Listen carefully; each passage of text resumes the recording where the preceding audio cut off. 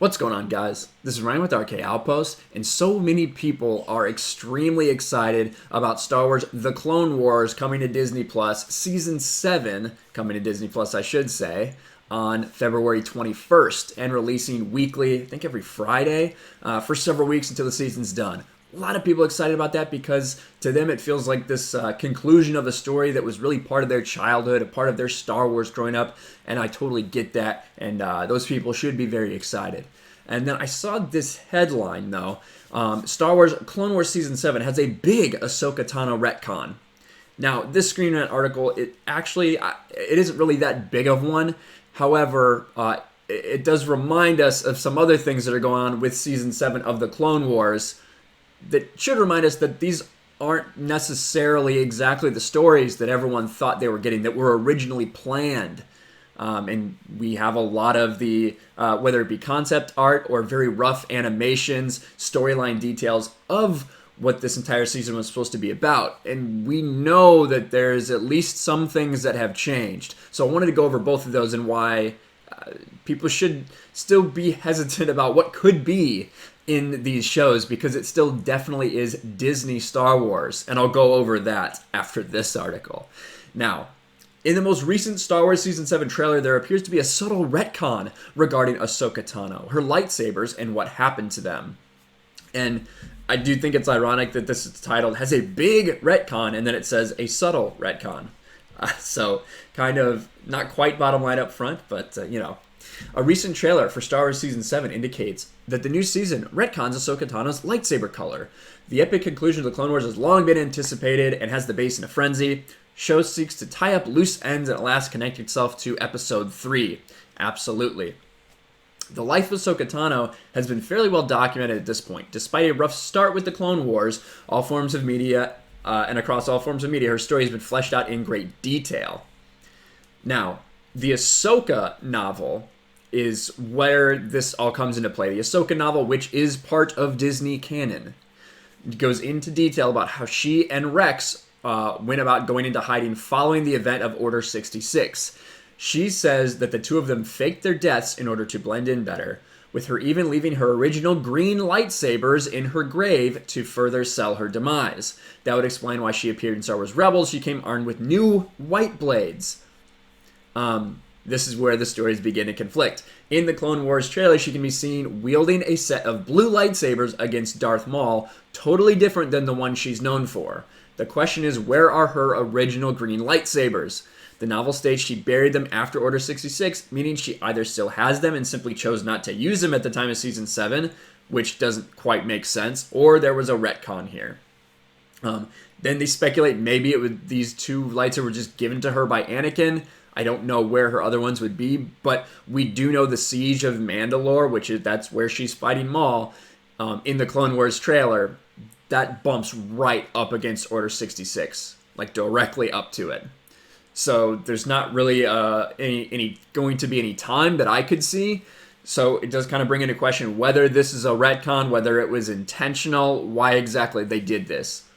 And it's a good point to bring up, because continuity is something that's really been lacking in the new Star Wars canon, despite the fact that they tossed the expanding universe aside because they were worried about continuity. It seems that with every book and every comic and every movie that's released, there are just more and more issues with continuity that Disney Star Wars just doesn't really seem to care about too much. They care more about telling a story than having continuity. We even heard that from members of the Story Groove. Now, to me, part of having a good story is having good continuity. If things don't follow and don't make sense, how can you have a good story? But maybe that's just me. I'm not a member of the Lucasfilm Story Group, so what do I know, right? And then here we have the author basically just talking about if it's not her original lightsabers, if it's just random lightsabers, it does kind of diminish the weight of her leaving them behind. The bond between a Jedi and lightsaber is well established, all of these things. Like I said, all in all, the color of those lightsabers, I feel like could be considered a small retcon, and I think even the author states that, a subtle retcon. But it did have people talking, and people are wondering about that.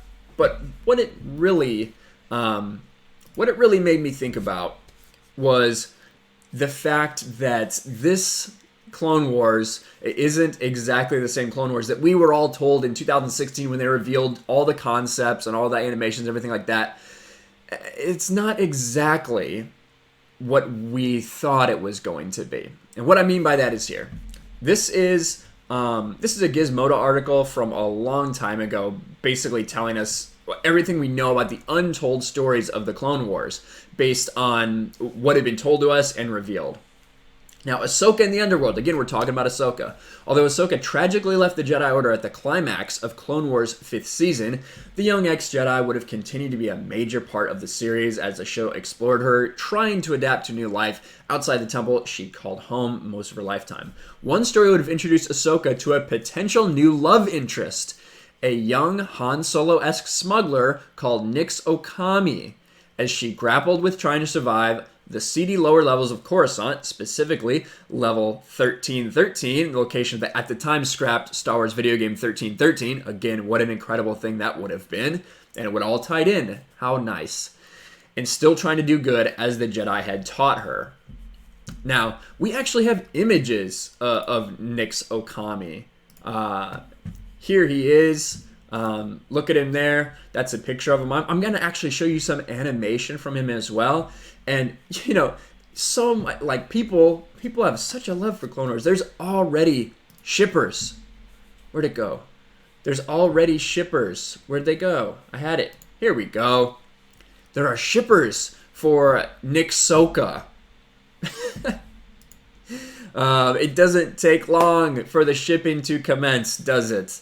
But yes, in these unreleased things from the Clone Wars. And I'll actually show you a little bit of it so you can see Nix Okami in action, how this was a thing. They already had the rough animation ready, but for some reason they've changed it. So let's see this rough animation just a little bit. Okami, do you have what you owe me? Hey, Pintu, I was just coming to see you. I've been helping a new client rebuild her speeder. I was waiting for her to pay. So this is just the beginning of a little fight scene that's in there. But, you know, it's strange because Nix Okami is no longer in the Clone Wars. You know, why was this character replaced? Why isn't he in there anymore? Well, we have this article from this fangirl blog site that talks about the updated Clone Wars for Disney release, mind you. I wonder who was involved with these changes. The second arc takes place shortly after Ahsoka's departure from the Jedi Order when she has to abruptly adjust her life without any resources. And it talks about how Filoni shared the animatic of Ahsoka flying a speeder bike that suffers an engine malfunction, forcing her to set down safely. In London, Filoni and Ashley Eckstein discussed this arc and involved a young man, Nix Okami, with whom Ahsoka shares a whirlwind romance. In Chicago, however, Filoni revealed that the story has been revised so that Ahsoka instead meets and befriends two sisters, Trace and Rafa Martez, as she adjusts to her new life. For all its strengths, the Clone Wars at times struggled with problematic tropes, especially involving female characters. And it's not hard to imagine that Ahsoka's interaction with Okami might have presented similar issues. Similarly, while The Bad Batch centers on 4 main clones, the 1313 arc apparently now revolves around 3 female characters, introducing 2 new women of color, largely missing in the Clone Wars previously, to provide even more balance in the new episodes. And you can see some of this concept art here, and I'll actually overlay a little bit of the trailer so you can see them in action. Here's some images from that. Now, it makes you wonder why they made these changes. And Filoni had even talked about how this character, Nix Okami, was supposed to be an Asian male. And he wanted to have an Asian male at the forefront. But now all of a sudden, this character, who had a romantic involvement with Ahsoka, no less, gets taken out and replaced with 2 women, POC, right? People of color. Really exciting. Bring a little more balance. I wonder where these ideas came from. I wonder why it was changed. Doesn't seem to make a whole lot of sense to me, unless you factor in the fact that this is still Disney Star Wars. This is still run by Kathleen Kennedy and the other people that have been pushing these things into Star Wars. So, not to damper anyone's excitement about the Clone Wars, but I do think that people need to be skeptical a little bit and realize that it's not exactly what everyone thought it was going to be back in 2016 when they revealed to us all of these plans that they had. They have changed it. Subtly, maybe, but they have definitely changed it to accommodate Disney's message. And I do think that's important. But what do you guys think? Why do you think these characters were changed? Do you think that it was orders down from the higher-ups at Lucasfilm, namely Kathleen Kennedy? Do you think it's just happenstance? Do you think they just thought this was a better way to go? Get more females involved, get rid of Ahsoka's romance with someone, and do it this way. Let me know in the comments below. And also, do you care about the lightsaber thing? Do you think that's a big deal? Do you think it's a small retcon? Does it matter? Will they explain it? Let us know in the comments below. Make sure you smash the like button, subscribe to the channel, share this video out there, ring the bell for notifications, and I'll talk to you guys later. Thanks for watching, everyone, and a huge shout out to my patrons. I appreciate you guys so much. Want to follow me on Twitter or Instagram? Check out the description below. You'll find links to my P.O. box and my Patreon as well. And I'll talk to you guys later.